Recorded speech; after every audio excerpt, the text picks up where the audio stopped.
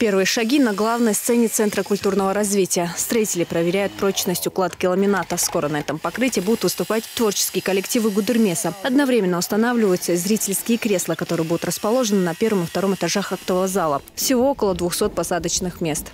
Устанавливается оборудование. У нас на сцене сейчас должны звукооборудование установить, кресла устанавливать. В общем, остались такие мелкие работы. Здесь будут проходить и спектакли, концерты, значит, творческие мероприятия для детей, подрастающего поколения, для молодежи. Строительство центра было начато осенью прошлого года. Основные работы здесь уже завершены. Сейчас доводят до совершенства внутреннюю отделку. Художники-декораторы расписывают стены в помещениях. В таких условиях воспитанникам центра будет легче развить свои творческие способности, отмечает директор Гудермесской детской школы искусств. Здесь будут проходиться кружки различных видов искусства: хореографическое, театральное, инструментальное.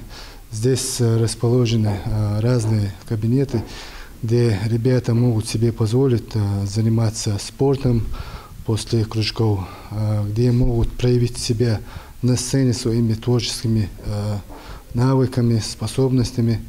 В центре будут проходить обучение более 150 учеников. Для будущих воспитанников здесь созданы все условия. Это помещения для проведения различных кружков, конференц-залы и даже спортзал с необходимым инвентарем для физического развития детей. С открытием Центра культурного развития у маленьких жителей Гудермеса появится еще одна возможность проявить свой творческий потенциал. Зора Саламова, Муса Астамиров, Дауд Куруев. Новости.